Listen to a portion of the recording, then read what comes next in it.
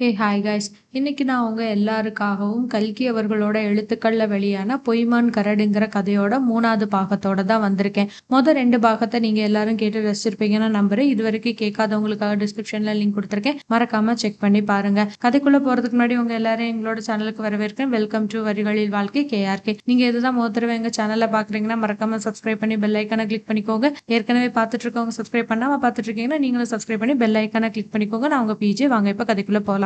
போன பாகத்திலே நம்ம செங்கோட கவர்னன் சினிமா பார்த்துட்டு இருக்கும்போது அங்க நெருப்பு பிடிச்சிருது. நெருப்பு பிடிச்சி எல்லாரும் அந்த இருட்டுல ஓடும்போது ஐயோ பங்கஜா பின்னாடி இருக்காளே, பின்னாடி தானே நெருப்பு பிடிச்சிருக்கு, எப்படியாவது பங்கஜாவா காப்பாத்தணுமேங்கிறதுக்காக அவனும் அந்த இருட்டுல பின்னாடி ஓடுறான். எல்லாரும் அவனை இடிச்சிட்டு போறாங்க. இந்த இருட்டுல எப்படிடா பங்கஜாவை கண்டுபிடிக்கிறதுன்னு அவன் யோசிச்சுட்டு இருக்கும் போது அவனுக்கு அந்த சிரமமே வரல. அவனை நிறைய ஆம்பளைங்களும் பொம்பளைங்க இடிச்சிட்டு போகும்போது ஒரு பொண்ணு வந்து இடிக்குதா, யாரா அதுன்னு சொல்லிட்டு அவன் நிமித்து பார்க்கும்போது கும்பிட போன தெய்வம் குறுக்க வந்த மாதிரி பங்கஜா வந்து நின்னோன்னு அவளை பார்த்துட்டு, இங்க பாரு பயப்படாத, நான் தான் ராஜா செங்கோட கவுண்டை, உன்னை காப்பாத்த வந்திருக்கேன் அப்படின்னு சொல்லிட்டு அவ்வளவு துண்டு கட்டா தூக்கிடுறான். பங்கஜாக்கா இருட்டுல அது யாருன்னே தெரியல. உடனே அவளும் காலால உதைக்கிறா, கையால குத்துறா, இறங்க பாக்குறா. ஆனா நம்ம செங்கோட இரும்பு புடியில இருந்து அவளை தப்பிக்க முடியல. கூடாரத்துக்கு வெளியே வந்து அவளை இறக்கி விட்டுட்டு பயப்படாத பயப்படாத நான் இருக்கேன்னு அவன் சொல்லி முடிக்கிறதுக்கு முன்னாடியே நம்ம பங்கஜா அவன் கண்ணத்திலேயே ஓங்கி ஒரு அற விட்டுறா. நம்ம செங்கோட வந்து ரொம்ப பலசாலியான ஆளு, அதனால அந்த அடியெல்லாம் அவனுக்கு பெருசா வலிக்கல. ஆனா அது அவன் மனசுக்குள்ள ஒரு வலியை கொடுத்துருச்சு. உடனே கண்ணத்தை தடவிட்டு என்ன செய்யன்னு தெரியாம அப்படி நின்னுட்டு இருக்கான். திடீர்னு அங்க வெளியே ஃபுல்லா வெளிச்சம் வந்துருது. உடனே வெளிச்சம் வந்ததுமே தனக்கு முன்னாடி நிக்கிறது பங்கஜா தானா, நம்மள இப்ப கண்ணத்துல அரைஞ்சது அவதானா அப்படின்னு உத்து பார்த்து அவன் சந்தேகத்தை தீர்த்துக்கிறான். சரி அதை பத்தி அவள்கிட்ட கேட்கணுமே நம்ம மனசு நினைக்குது. உன் உயிரை காப்பாத்தி உன் மேல ஒரு சின்ன தீக்காயம் கூட படாம உன்னை கூட்டிட்டு வந்து இப்படி வெளியே விட்டதுக்கு நீ கொடுக்குற பரிசு இந்த அறதானா அப்படின்னு கேட்கணும்னு விரும்புறான். ஆனா அவன் வாயில இருந்து ஒரு வார்த்தை கூட வரல. பங்கஜாவோட முகத்தை பார்த்துட்டு அப்படியே பிரம்ம பிடிச்ச மாதிரி நிக்கிறான். அப்ப பங்கஜாவும் வெளிச்சத்துல இவனை பார்த்துட்டு, ஓ நீயா, நீதான் இந்த மாதிரி அக்கிரமம் பண்ணியா, இப்பெல்லாம் பண்ணலாமா அப்படின்னு கேக்குறான். உடனே செங்கோட அதுக்கு பதில் சொல்ல வர்றதுக்கு முன்னாடி பங்கஜான்னு வேற குரல் கேக்குது. இவளும் இதோ இருக்கிறேன்னா அப்படிங்கிறான். திடீர்னு ஒரு 7-8 பேரு ஓடி வந்து அவங்கள சூழ்ந்து நின்னுக்கிறாங்க. ஓ இந்த தடியன் தான் கலாட்டாவை ஆரம்பிச்சது, ஆமா இவனே தான், முழிக்கிற முழிய பாரு, படம் ஆரம்பிச்சதுல இருந்து குட்டி போட்ட போன மாதிரி அங்கே இங்கே அலைஞ்சிட்டு இருந்தான். அப்பவே இவன் மேல சந்தேகப்பட்டேன். ஏண்டா தடியா, படம் பார்க்க வந்தியா கலாட்டா பண்ண வந்தியா? போலீஸ் கான்ஸ்டபிள் எங்க இருக்கீங்க, வந்து இவனை அரெஸ்ட் பண்ணிட்டு போங்க. பங்கஜா இன்னைக்கு சாயங்காலம் உன்கிட்ட காவாலித்தனமா பேசினான்னு சொன்னேன், அது இவன் தானே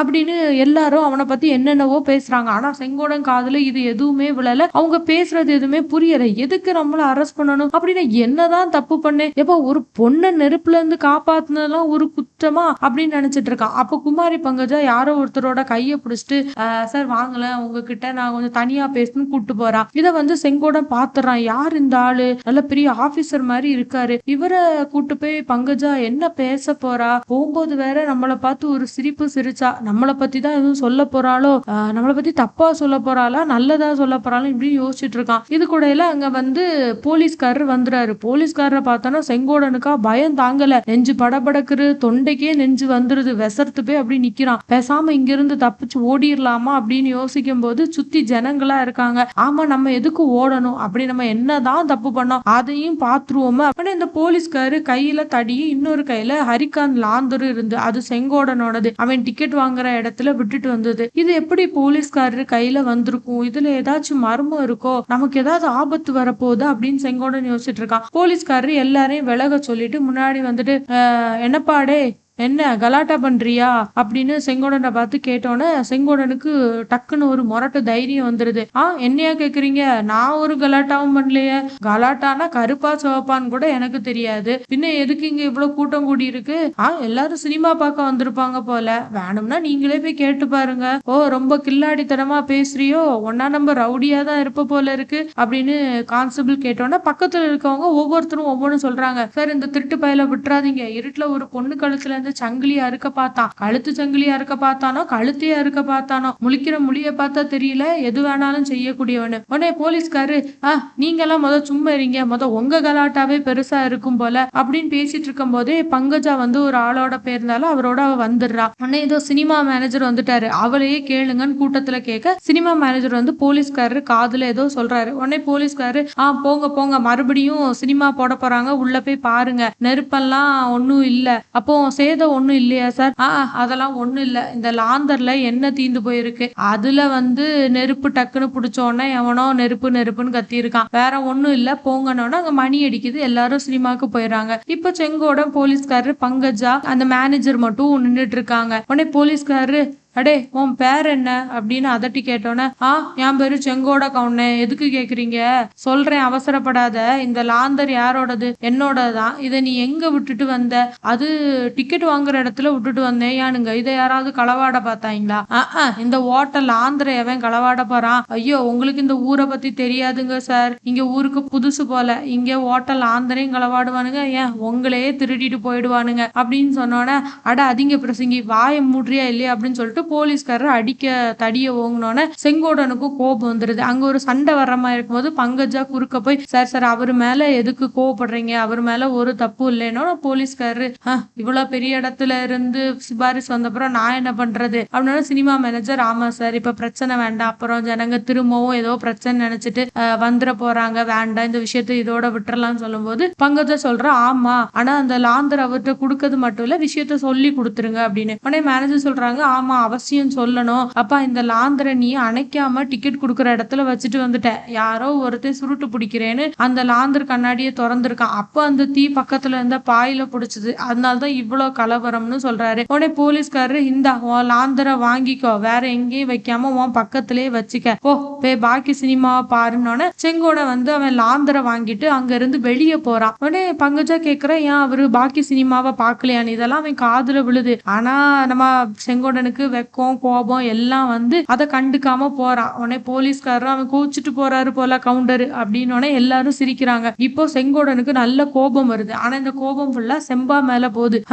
சும்மா இருந்தவன கிளப்பி விட்டு கட்டாயம் போய் அந்த அழகான சினிமாவை பாரு இப்படிலாம் சொன்னா. இவளை நம்பி நான் புறப்பட்டு வந்ததுக்கு 2 காலம்னா தண்டமானதான் மிச்சம். இதான் பெண் பிள்ளைங்க பேச்ச கேட்டுட்டு எதுவும் செய்யக்கூடாதுன்னு சொல்லுவாங்கன்ட்டு செங்கோட மனசுக்குள்ளே நினைச்சிட்டு அங்க இருந்து போயிடுறான். அடுத்த நாள் காலையில நம்ம செங்கோடன் இன்னும் அதிகமா வேலை செஞ்சிட்டு இருக்கான். என்ன அவன் மனசு அப்படி அடுப்புல வச்ச ஒலை மாதிரி கொதிச்சுக்கிட்டு இருக்கு. அப்பப்போ குமாரி பங்கஜா முகமும் மனசுல வருது. கூடவே அந்த அரச மரமும் அந்த பொய்மான் கரடும் கண்ணு முன்னால வருது. பொய்மான் கரடை தேடி போறத பத்தி பெரியவங்க எத்தனையோ கதை சொல்லுவாங்க. அது நம்ம விஷயத்துல உண்மை ஆயிட்ட. இத்தனை நாளா நம்மள விரும்பி கட்டிக்க காத்துட்டு இருந்த செம்பாவை விட்டுட்டு ஏதோ ஒரு பொண்ணு பின்னாடி மனசு போச்சுல்ல அதுக்கு இது சரியான தண்டனை தான் அப்படின்னு நினைச்சிட்டு இருக்கான். போதும் இந்த ஜென்மத்துக்கு இது போதும் அப்படின்னு செங்கோடன் கோவப்பட்டு இருக்கும் போது அவனை எரிச்சல் படுத்துற மாதிரியே அன்னைக்கு தொடர்ந்து அடுத்தடுத்து சம்பவம். அதுல முதல் சம்பவமா செங்கோடனோட வயல்ல வேலை பார்க்க ஒரு சின்ன பையனை வச்சிருக்கான். அந்த பையன் வந்ததுமே என்ன எசமா நேத்து சினிமா கொட்டையில ஏதோ கலாட்டாவாம அப்படின்னு அந்த பையன் கேட்டதும் செங்கோடனுக்கு கோவம் வந்துடும். அவன் தலையிலே கொட்டிட்டு பாடா வந்துட்டான் ராஸ்கல் சினிமாவா கலாட்டாவாமா பா அப்படின்னோடனே அந்த பையன் சொல்றான் என்ன இன்னைக்கு இவ்வளவு கோபமா இருக்கீங்க? அப்ப போலீஸ்காரங்கிட்ட பூசை வாங்கினது நெசந்தான் போல இருக்க அப்படின்னு சொல்லிட்டு அந்த பையன் அங்க இருந்து ஓடிடுறான். இது பார்த்தான்னு கிராமத்துல உள்ளவங்க எல்லாம் வர ஆரம்பிச்சிட்டாங்க. வேற வழியா போகக்கூடியவங்க கூட செங்கோடனை காட்டு வழி பக்கமா செங்கோடனை பார்த்துட்டு என்னப்பா செங்கோடா அப்படின்னு கூப்பிட்டோன்னா அவனு நீங்க தானா இப்ப இங்க எதுக்கு வந்தீங்க? உங்களை கவனிக்கவே இல்லையா? நீ எல்லாம் கவனிப்பியா? பெரிய மனுஷனாயிட்டி அப்படின்னோட அவன் சொல்றான் அதான் தெரிஞ்சிருக்க பின்ன எதுக்கு இங்க வந்தீங்க? இல்ல நேத்து ராத்திரி சினிமா கொட்டையில ஏதோ கலாட்டான்னு சொன்னாங்க. அத பத்தி கேட்கலாம்னு வந்தேன். அத பத்தி என்ன கேட்க வந்தீங்க? அது நெசமான் தான். நெசம் இல்லாததெல்லாம் உங்க காதுல விழுமா அப்படின்னு சொல்லிக்கிட்டு மாடை பார்த்து சொல்றான் மாடு எதுக்கு நீ இப்ப நின்னுகிட்டு இருக்க? வேலை இல்லாத பெரிய மனுஷங்க தான் வெட்டி கதை பேசுறதுக்கு வம்பு கதை பேசுறதுக்கு வருவாங்க. உனக்கு என்ன கேடு அப்படின்னு மாட்டை திட்டுற மாதிரி அங்க வரவங்களை எல்லாம் திட்டுறான். கடைசியா ஒரு ஆசாமி கிட்ட மட்டும் அவன் ஜாபம் பலிக்கல. அது வேற யாரும் இல்ல செம்பாதான். அவன் வேண்டிக்கிறான் கடவுளை இன்னைக்கு மட்டும் செம்பா இங்க வந்துடக்கூடாது. அவ வந்தானா இப்ப மனசு இருக்க நிலைமைக்கு அவள்கிட்ட எதையாவது பேசி அவளும் கஷ்டப்பட்டு ஏதாவது பிரச்சனை ஆயிர போது நினைச்சிட்டு இருக்கான். நம்ம நினைக்கிறது எப்போ நடந்திருக்கு. அதுக்கேத்த மாதிரியே செம்பாவும் அவங்க அப்பாவுக்கு சோறு கொண்டு போகும்போது நேரா இங்க செங்கோடனோட காட்டுக்கு கொஞ்ச நேரம் அவனை பார்த்துட்டு இருக்கா. இவனும் நிமிந்து பார்த்துட்டு அதுக்கப்புறம் அவளை கண்டுக்காத மாதிரி வேலை செஞ்சுக்கிட்டே இருக்கான். உடனே செம்பா சொல்றா இதுக்குள்ள இவ்வளவு ராங்கி ஆயிடுச்சா? என்ன பார்த்துட்டு உனக்கு பேச கூட பிடிக்கல. ஒரே நாள்ல இப்படியா? சரி நான் போயிட்டு வரேன் அப்படின்னு செம்பா சொன்னதும் செங்கோடன் சொல்றான் போவேங்கிற அப்புறம் திரும்ப வாரேங்கிற அப்படின்னு நான் திரும்பி வந்தா உனக்கு இனிமேல் பிடிக்காத, நான் வேணா ஒரே போக்கா தொலைஞ்சு போயிடுறேன், உனக்கு சந்தோஷம் தானே, எதுக்கு இப்ப இவ்வளவு கோபம்னு எனக்கு தெரியல. இப்ப என்ன வந்துட்டு நேத்தைக்கு தான் இந்த நேரத்துல எல்லாத்தையும் பேசி முடிவு பண்ணோம், நேத்தைக்கு சங்கதி நேத்தியோட போயிட்டு இன்னைக்கு என்ன, எல்லாம் எனக்கு தெரியும், என்கிட்ட எதையும் மறைக்கலான்னு பாக்காத, என்னத்த மறைச்சிட்டே, நான் அப்படி என்ன செஞ்சேன் அப்படின்னோட, அப்பா ஆத்தாடி, இந்த ஆம்பளை பிள்ளைங்க பொய் பேசுறதெல்லாம் யாருக்கு அடுக்கிறது, நீ நேத்தைக்கு அந்த அரச மரத்துக்கு கீழே நின்னதும் அந்த பொம்பளை பிள்ளைய பார்த்து பல்லு இழிச்சதும் சினிமால அவளை தூக்கிட்டு நடந்ததும் எனக்கு எதுவும் தெரியாதுன்னு நினைச்சிட்டு இருக்கியோ அப்படின்னோட செங்கோட மனசுல சுருக்குன்னு அடிக்குது. என்ன பண்ணன்னு தெரியாம எதையா சமாளிப்போம் அப்படின்னு நினைக்கிறான். இந்த பாரு, நேத்தையோட பேச்சு முடிஞ்சிச்சு, நீ தானே சொன்ன, அப்புறம் ஏன் இப்படி பேசுற, நேத்து பேச்சு முடிஞ்சுன்னு சொன்னது நம்மளோடத, நான் அந்த பொம்பளை பிள்ளை அப்படி நினைப்பாளா, நேத்து பேச்சு நேத்தோட போச்சுன்ட்டு அவளை பத்தி தப்பா ஒரு வார்த்தை சொன்னதும் நம்ம செங்கோடன் சொல்றான், என்ன பாரு, நான் பண்ண தப்புக்கு நீ என்ன வேணாலும் ஏசிக்கோ, நான் அதை ஒத்துக்கிறேன், எனக்கு வேண்டியதான், ஆனா அடுத்த பொம்பளை பிள்ளைங்களை பத்தி அப்படி பேசாத, நாக்கு அழுகிறோம். ஆஹா, ஏன் நாக்கு எதுக்கு அழுக போகுது, பொய் பேசுறவங்க நாக்கு தான் அழுக போகுது, அப்படி அவ அடுத்த பொண்ணா இருந்தா இப்ப எதுக்கு ஒன்ன பார்க்க இங்க வாரா, குடிசையில இருக்கிறவனை பாக்குறதுக்கு பட்டணத்து சீமாட்டிக்கு என்ன வேலை அப்படின்னோன்னு அவன் சொல்றான், இங்க பாரு, அவ எதுக்கு என்ன இங்க பார்க்க வரப்போறா, பொய் சொல்லாத, எது நான் பொய் சொல்றான், நான் எங்க இந்த மேடையில ஏறி வந்து நின்னு பாரு அப்படின்னோன்னு செங்கோடனுக்கு செம்பா சொன்னதுமே மனசுல ஒரு ஆசையும் நம்பிக்கையும் வருது, ஒருவேளை வாராளோ பங்கஜா அப்படின்ட்டு மாட்டை விட்டுட்டு பாக்குறான். பங்கஜா அங்க இருந்து வாரா, அவளை பார்த்ததும் செங்கோட முகத்துல எல்லாம் ஒரே சந்தோஷம் தான், வாய் ஃபுல்லா பல்லா தெரியுது. இத செம்பா பாத்துடுறா, அடே அப்பா சந்தோஷத்தை பாரு, வாயில அத்தனை பல்லும் தெரியுது அப்படின்னோட, சரி அவங்க வேற எங்கேயாவது போவாங்களா இருக்கும், இந்த பக்கம் போறாங்க அவ்வளவுதான் அப்படின்னு செங்கோட சொன்னோன்னே, நான் பாரு கவுண்டா, எனக்கு எல்லாம் தெரியும், இப்ப பாம்பின் கால் பாம்பறியும், பின்ன எதுக்கு அந்த அள்ளி ராணி இந்த காட்டுலயும் மேட்லயும் நடந்து வந்துட்டு இருக்கா, ஒன்னு சொல்றேன், அதை மட்டும் மனசுல நல்லா பதிச்சு வச்சுக்கோ, நல்ல தீட்டினான கூரான கத்தி வச்சிருக்கேன், சமயம் பார்த்து அந்த கத்தியில குத்துனேன்னு வச்சுக்கோ, அவ்வளவுதான், செய்ய மாட்டேன்னு மட்டும் நினைக்காத, அப்படி நான் செய்யலைன்னா என் பேரை மாத்திக்கோ. செம்பா, எதுக்கு செம்பா இந்த மாதிரி கொடுமையான வார்த்தையெல்லாம் சொல்ற, அந்த பொண்ணு ஒன்ன என்ன செய்தா நீ இப்படி சொல்றதுக்கு அப்படின்னு அவ சொல்றா, இங்க பாரு, நீ என்ன செஞ்சியோ அவ என்ன செஞ்சியோ அதெல்லாம் எனக்கு தெரியாது, நீங்க ரெண்டு பேரும் சேர்ந்து கோவலன் மாதவி நாடகத்தை நிஜமா நடத்த பாக்குறீங்க, ஆனா நான் கண்ணகி மாதிரி பொறுத்துட்டு இருப்பேன்னு மட்டும் நினைக்காத, என் பாட்டன் தெரியும்ல, 9 பேரை கொலை பண்ணிட்டு எல்லா கொலைக்கும் ஒரே தண்டனை வேணதான் சொன்னவன், அவனோட ரத்தம் இன்னும் என் உடம்புல ஓடிக்கிட்டு இருக்குங்கிறத மனசுல வச்சுக்கோ இப்படி சொல்லிட்டு செம்பா அங்க இருந்து விறுவிறுன்னு வேற பக்கமா போயிடா. குமாரி பங்கஜாவும் மத்த 2 பேரும் கேணிய நெருங்கி வந்துட்டு இருக்காங்க. செங்கோடன் கேணி கரையில மடிச்சு வச்சிருந்த அவனோட பட்டு சட்டை எடுத்து அவசர அவசரமா போட்டுக்கிட்டு இருக்கான். செங்கோடன் இப்படி அவசர அவசரமா சட்டைய போட முயற்சி பண்ணும்போது அது ஒழுங்கா போட முடியல, அது முகத்திலேயே மாட்டிக்குது, முகத்துல மாட்டினதை எப்படியாவது கீழே இழுக்கணுமே சொல்லிட்டு டக்குன்னு இழுத்ததுல சட்டை கிழிஞ்சிருது. சரி, சட்டை கிழிஞ்சாலும் பரவாயில்ல, அது முகத்தை மறைக்கலையே, அது போதும்னு நினைக்கிறான். அப்போ அவங்க 3 பேரும் கீழே பள்ளத்துல இருந்து இறங்கி கேணி கரைக்கு வராங்க. வந்தவங்களால சிரிப்பு அடக்கவே முடியல, சிரிச்சிடுறாங்க. அப்போ அதுல இருந்த ஒருத்தர் சொல்றாரு, செங்கோட சார், கவுண்டர், உங்களுக்கு எதுக்கு இந்த சட்டையெல்லாம், உங்க தங்க திருமேனிக்கு சட்டை தேவைதானா அப்படின்னு சொன்னோட அதுல எஸ் ராஜாங்கிறவரு, எப்பா நம்ம ஜமீன்தார் அப்படிலாம் நீ சொல்லாத அப்படின்னு சொன்னதும் பங்கஜா சொல்றா, எது ராஜா செங்கோட கவுண்டரை நீங்க 2 பேருமா சேர்ந்து ஜமீன்தார் ஆக்கிட்டீங்க, இன்னும் கொஞ்ச நேரம் போனா அவரோட 10 ஏக்கர் நிலத்தையும் புடுங்கிட்டு விட்டுருவீங்க போல இருக்கு அப்படின்னோன்னு செங்கோடன் சொல்றான்,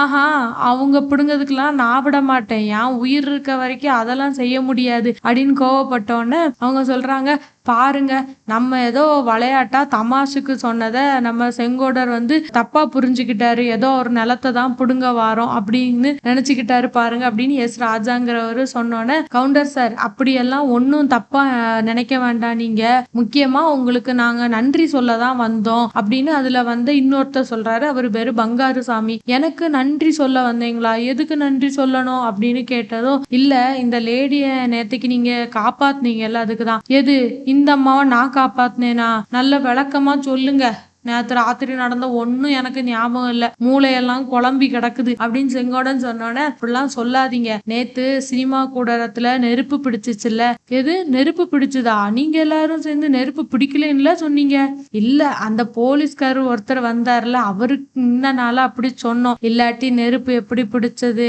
என்னதுனால பிடிச்சது அப்படிலாம் கேள்வி வரும், அப்ப நெருப்பு பிடிச்சதுக்கு காரணம் யாரு, அவரை அரெஸ்ட் பண்ணணும் இப்படிலாம் சொல்லுவாங்க, உங்களை நாங்க அப்படி காட்டி கொடுக்க முடியுமா, அதுதான் தான் நெருப்பு பிடிக்கலன்னு சொன்னோம், மத்தபடி நெருப்பு பிடிச்சதெல்லாம் வாஸ்தவம் தான். அதுல 600 ரூபாவும் எரிஞ்சு போச்சு. எது 600 ரூபாவா அப்படின்னு செங்கோடன் ஒரு மைலுக்கு கேக்குற மாதிரி கத்துறான். ஆமா 600 ரூபாய் அதிகம்தான். நேத்தைக்கு 2 வேளை சினிமா டிக்கெட் வசூல் எல்லாம் போச்சு. என்னையா அதிசயமா இருக்கு, ஒரு நாளைக்கு 600 ரூபாவா? நான் வருஷம் பூராவும் உழைச்சு பாடுபடுறேன், என்னால ஒரு 200 ரூபாய் கூட மிச்சம் பண்ண முடியல, நீங்க ஒரு நாளைக்கு 600 ரூபாய் வசூலா அப்படின்னு செங்கோடன் கேட்டோன்னு அவரு சொல்றாரு, 600 ரூபாய் என்ன பிரமாதம், பார்த்துட்டே இருங்க, இந்த அம்மாவை நாங்க சினிமால சேர்த்து விட போறோம், அதுக்கப்புறம் ஒரு நாளைக்கு 2000 ரூபாய் வசூலாகும், ஒரு தியேட்டர்ல 2000 ரூபாய், இந்த மாதிரி 200 தியேட்டர்ல தினம் 2000 ரூபாய் வசூலாகும். அடே அப்பா அப்படின்னு செங்கோடன் அதிசயமாட்டு குமாரி பங்கஜாவை பாக்குறான். பார்க்க அவ என்னமோ ஒரு பெரிய வெள்ளி காசு மாதிரி அவன் கண்ணுக்கு தெரிஞ்சுக்கிட்டு இருக்கா. இந்த சமயத்துல பங்கஜா வந்து பேச ஆரம்பிக்கிறா. கவுண்டரை, நான் கூட உங்களை பத்தி நேத்தைக்கு தப்பா நினைச்சிட்டேன் அப்படின்னு சொன்னதும் செங்கோடன் கண்ணத்தை தடவுறான். இவ அடிச்சத நினைச்சு, இப்ப இருட்டுல பாக்க நீங்கன்னு எனக்கு தெரியல, நேத்து ஒருத்தன் என்னோட செயினை திருட பார்த்தான், சோ அவன் நினைச்சிட்டு தான் நான் வந்து அப்படி பண்ணிட்டேன், என்ன மன்னிச்சிருங்க, வெளிச்சம் வந்த பிறகுதான் தெரிஞ்சது நீங்க அப்படின்னு பங்கஜா சொன்னோன்னே செங்கோடனுக்கு மனசுல இப்ப கோபம் ஒன்னும் இல்ல, சரி நமக்கு பங்கஜா தானே அப்படின்னு விட்டுட்டு பரவாயில்ல மன்னிச்சுட்டா போச்சு, அதுக்கு என்ன, நான் அதுக்கெல்லாம் வருத்தப்படல. ஆமா யார் அப்படி உங்க செயினை களவாட பார்த்தா, என்கிட்ட நீங்க சொல்லி இருக்க வேண்டியதானே, அவனை அங்கேயே புடிச்சு 4-5 அடி கொடுத்துருப்பேன்ல, இல்ல இருட்டுல யாருன்னு தெரியல, தெரிஞ்சா சொல்லி இருப்பேன் அப்படின்னு பங்கஜா சொன்னதும் செங்கோடன் சொல்றான், அதான் இந்த சினிமால இருக்குது, விளக்கெல்லாம் அணைச்சிட்டு சினிமா காட்டுறீங்க, விளக்க போட்டுட்டு காட்டலாம்ல, பணம் கொடுக்குற அந்த மக்களுக்கெல்லாம் பார்க்க இன்னும் நல்லா இருக்கும்ல அப்படின்னு சொன்னதும் இதை கேட்டு அவங்க 3 பேரும் சிரிக்க ஆரம்பிச்சிடுறாங்க. செங்கோடனுக்கு புரியல எதுக்கு இவங்க எல்லாரும் சிரிக்கிறாங்க அப்படின்னு. அவனும் அவங்க கூட சேர்ந்து சிரிக்க ஆரம்பிக்கிறான். உடனே எஸ் ராஜாங்கிறவர் சொன்னாரு, சரி வந்த காரியம் முடிஞ்சல நம்ம கிளம்பலான்னு. அந்த பங்கஜா சொல்றா, அதுக்குள்ள என்ன அவசரம், இன்னும் கொஞ்ச நேரம் இங்க இருந்துட்டு போலாமே, இந்த இடம்லாம் எனக்கு ரொம்ப பிடிச்சிருக்கு, இந்த கேணி தென்னை மரம் இதெல்லாம் நல்லா இருக்கு, சினிமால காதல் காட்சி எல்லாம் எடுக்கணும்னா இங்கதான் வந்து எடுக்கணும் அப்படின்னு அந்த எஸ் ராஜா சொல்றாரு. அதுக்கு என்ன, நீ சினிமால சேர்ந்ததுக்கு அப்புறம் காதல் காட்சி எடுக்கும் போது இங்கே வந்து எடுத்துடலாம், ஐயோ அங்க குயில் கூது பாருங்க, கேட்க எவ்வளவு இனிமையா இருக்கு அப்படின்னு பங்கஜா சொன்னதும் செங்கோடன் சொல்றான், ஓ இதுவா, இங்க இது மாதிரி நிறைய குயில் இருக்கு, ஒரு 20-30 இருக்கும், அது எப்பவுமே இப்படி கூவிட்டு இருக்கும், இதுக்கெல்லாம் ஆச்சரியப்பட்டுட்டு இருக்கீங்க, உங்களுக்கு எப்பெல்லாம் கேட்கணும் தோணுதோ அப்பெல்லாம் இங்க வந்து குயில் கூவதை நல்லா கேளுங்க அப்படின்னு சொல்றாங்க. உடனே அங்க பங்கஜா சொல்றா, சரி நீங்க குயில் கிளி எல்லாம் பேசுனது போதும், வெயில்ல நடந்து வந்து ரொம்ப தாகமா இருக்கு, தொண்டையே வறண்டு உயிர் போயிரும் போல இருக்கு அப்படின்னு சொன்னதும் இதை கேட்டதும் செங்கோடன் சொல்றான், சார் வந்தவங்களை இவ்வளவு நேரம் நிக்க வச்சு பேசிட்டேன், உட்கார சொல்லி உபசரணை பண்ணலே நினைவுக்கு வந்தோன்னு, அட தாகமா, சரி முதலே சொல்லக்கூடாதா, வாங்க குடிசைக்கு போகலாம், பானையில தண்ணி நிரப்பி வச்சிருக்கேன், ஜில்லுன்னு இருக்கும் அப்படின்னு. பங்கஜா கேக்குறா, இது தண்ணி வந்து இங்க கிணத்துலயே குடிக்கலாம, இல்ல இது வந்து நான் நிறைய இறைச்சிட்டேன் அதனால தண்ணி கலங்கி போயிருக்கு, ஆனா நான் காலையிலேயே நல்ல தெளிவான தண்ணி எடுத்து பானையில கொட்டி வச்சிருக்கேன், வாங்க அதை போய் குடிப்போனா, சரி போலான்னு சொல்லிட்டு செங்கோடன் அவங்களையெல்லாம் கூட்டிட்டு உள்ள போறான். குடிசையில வாசல்ல போனோன்னு குறுக்கால திண்ணையில செங்கோடன் கைத்து கட்டுல எல்லாம் போட்டுட்டு, நீங்க உட்காருங்க நான் போய் தண்ணி எடுத்துட்டு வரேனோன்னா, வேண்டாம் உங்களுக்கு எதுக்கு சிரமம், நானே எடுத்துக்கிறேன்ட்டு பங்கஜாவும் கூட உள்ள போறா. பங்கஜா போகும்போது கூட வந்து அந்த 2 பேருமே உள்ள போறாங்க. செங்கோடனுக்கா வீடெல்லாம் அங்க நெல்லு, அப்புறம் வந்து தனியா மூட்டை, புண்ணாக்கு இதெல்லாம் வச்சிருக்கோம், இதெல்லாம் பார்த்தா அவங்களுக்கு எப்படி இருக்குமோ நினைக்கிறேன். அவனே பங்கஜா உள்ள நுழையும் போது, எப்பா எவ்வளவு குளிர்ச்சியா இருக்கு, வெளியே வெயில் கொளுத்தி அடிக்குது, ஆனா இங்க நல்லா இருக்கு, ஊட்டி கொடைக்கானல் மாதிரில இருக்கு, வீடு என்ன மச்சி வீடு ஓட்டு வீடெல்லாம் விட குடிசை வீடு தான் நல்லா இருக்கு அப்படின்னு சொல்லிட்டு இருக்கான். உடனே செங்கோடன் எல்லாருக்கும் தண்ணி எடுத்து கொடுத்துட்டு இருக்கான். அப்படி பானையில இருந்து தண்ணி எடுத்து கொடுத்துட்டு இருக்கும் போது செங்கோடன் பாக்குறான், அந்த கூட வந்த 2 பேருமே அவனோட வீட்டோட மூலை முடுக்கெல்லாம் அப்படி பார்த்துட்டு இருக்காங்க. இவனுக்கு அவங்க மேல ஒரு சந்தேகம் வருது, இந்த பட்டணத்து ஆட்களை எல்லாம் நம்ம நம்பவே முடியாது, இப்படி என்ன பார்த்துக்கிட்டு இருக்காங்க மூலை முடுக்கெல்லாம் அப்படின்னு நினைச்சுக்கிட்டே இவன் தண்ணி எடுத்துட்டு வெளியே போயிட்டு நினைக்கிறான், இவங்க கிட்ட எல்லாம் கொஞ்சம் ஜாக்கிரதையா தான் இருக்கணும் அப்படின்னு நினைச்சிட்டு, வெளியே வாங்க ஏதோ தண்ணி குடிங்க அப்படின்னோன்னா பங்கஜாவும் அவன் கூட வெளியே வந்துடுறான். ஆனா இவங்க 2 பேரும் மட்டும் குடிசையில இருக்க மூலை முடுக்கெல்லாம் குடஞ்சி பார்த்துட்டு, இது புண்ணாக்கு இது நெல்லுன்னு அவங்களுக்குள்ள பேசிக்கிறாங்க. உடனே செங்கோட, வாங்க அங்க என்ன பார்த்துட்டு இருக்கீங்க, அங்க பார்க்க ஒண்ணுமே இல்லைன்னு சத்தம் போட்டதும் அவங்களும் வெளியே போறாங்க. வெளியே போய் உட்கார்ந்தோன்னே நம்ம செங்கோடன் வந்து கேக்குறான், நான் உங்ககிட்ட ஒரு கேள்வி கேட்கட்டுமா அப்படின்னோடனே அவரு சொல்றாரு, பேஷா கேளுங்க கவுண்டர, 1 என்ன 10 வேணாலும் கேளுங்க. ஆமா, இந்த அம்மா உங்க 2 பேருக்கும் என்ன வேணும் அப்படின்னு கேட்டோன்னே அவர் சொல்றாரு, இந்த அம்மா எனக்கு தங்கச்சி. நிஜமாவா? முகத்தை பார்த்தா அப்படி தெரியலையே அப்படின்னு செங்கோடன் கேட்டோன்னே, என் சொந்த தங்கச்சி இல்ல, சித்தப்பா மக, இந்த எஸ் ராஜா தடிய இருக்கானே, இவனை தான் கல்யாணம் பண்ண போறா. என்னங்க, என்னால நம்பவே முடியல. அந்த அம்மாவை பார்த்தா தேவலோகத்துல இருக்க ரொம்ப ஊர்மசி மாதிரி இருக்கு, இவரை பார்த்தா ஆமா அனுமார மாதிரிதான் இருக்கு. அதனால என்ன கவுண்டா, காதலுக்கு கண்ணு இல்லைன்னு கேள்விப்பட்டதில்ல. கண்ணு இல்ல தெரியும், போகட்டும், அறிவு கூடமா இல்லாம போயிரும் அப்படின்னு செங்கோடன் கேட்டதும் குமாரி பங்கஜா குறுக்க வந்து சொல்றா, இவங்க சொல்றதெல்லாம் நீங்க நம்ப வேண்டாம், சும்மா எதையாவது சொல்லிக்கிட்டு இருப்பாங்க. நான் கல்யாணமே செய்ய போறதில்ல. அப்படி நான் கல்யாணம் பண்ணாலும் என் மனசுக்கு பிடிச்சவரை தான் கல்யாணம் பண்ணுவேன்னு சொன்னோன்னே, இப்போ பங்கஜாக்கு கல்யாணத்துக்கு என்ன அவசரம்? ஒன்னும் இல்ல, நீங்க கட்டாயமா ஒரு நாள் சின்னநாயம்பட்டிக்கு எங்க வீட்டுக்கு வரணும், அங்க நாங்க உங்களுக்கு ஒரு டீ பார்ட்டி கொடுக்குறோம் அப்படின்னோடனே, எனக்கு இந்த டீ எல்லாம் பிடிக்காது, சாப்பிட்டு பழக்கமே இல்லை, ஒரு நாள் எங்கேயோ சாப்பிட்டு மயக்கமே வந்துட்டு அப்படின்னு செங்கோடன் சொன்னதும், டீ எல்லாம் சாப்பிடணும்னு இல்லை, நீங்க மோர் கூட குடிக்கலாம், அதை தவிர அன்னைக்கு நீங்க சினிமாவை பூராவும் பார்க்கல, ஒரு நாள் வந்து அதையும் பார்க்கணும் அப்படின்னோடனே, வரேன், ஆனா என்ன பின்னால உட்கார வச்சிடக்கூடாது அப்படின்னோடனே, எங்க இஷ்டமோ அங்க உட்காரலாம், திரைக்கு பக்கத்துல கூட நீங்க உட்காரலாம் அப்படின்னோட செங்கோட அப்படியானா சரி அப்படின்னாங்க. உடனே 3 பேரும் புறப்பட்டு போக ஆரம்பிக்கிறாங்க. அப்படி போகும்போது குமாரி பங்கஜா வந்து செங்கோடனை திரும்பி பார்த்துட்டே போறா. ஆனா மிச்சம் இருக்க 2 பேரும் ஒருத்தருக்கு ஒருத்தர் சிரிச்சுட்டு ஏதோ பேசிட்டு போறாங்க. செங்கோட மனசுல ஒரு தராசுல ஒரு பக்கம் வந்து செம்பாவையும் இன்னொரு பக்கம் பங்கஜாவையும் வச்சுட்டு 2 பேரையும் நிறுத்து பார்க்கா. யார் அதிகம் யாரு குறைச்சல்னு அவனால சுலபமா நிர்ணயிக்க முடியவே இல்லை. இப்படி நடுவுல பார்த்த ஒரு பொண்ணை மனசுல வந்து செம்பாக்கு ஈக்குவலா நிப்பாட்டி வச்சு யோசிக்க ஆரம்பிக்கிறான். கூட வந்த இந்த 2 பேரு கூடயும் அவனுக்கு ஒரு பழக்கம் வர ஆரம்பிக்குது. ஆனா இந்த பழக்கமும் இந்த தராசுல வைக்கிற இதனாலையும் நம்ம செங்கோடனோட வாழ்க்கையில அடுத்து ஒரு பெரிய திருப்பமே காத்துட்டு இருக்குங்கிறது அவனுக்கு தெரியாது. இன்னும் இந்த இடத்துல நம்மளும் இந்த கதையை முடிச்சுக்கலாம். இந்த கதையோட அடுத்த அத்தியாயத்துக்காக நீங்க எல்லாம் காத்துட்டு இருக்கீங்க. இந்த வீடியோ உங்களுக்கு பிடிச்சிருந்தா மறக்காம லைக் ஷேர் கமெண்ட் பண்ணுங்க. இதோட அடுத்த பாகத்தை பார்க்கறதுக்கு எங்க சேனலை சப்ஸ்கிரைப் பண்ணி வச்சுக்கோங்க. நான் உங்களை அடுத்த பாகத்தோட சீக்கிரமே வந்து மீட் பண்றேன். அது வரைக்கும் பை பை ஃப்ரம் பிஜே.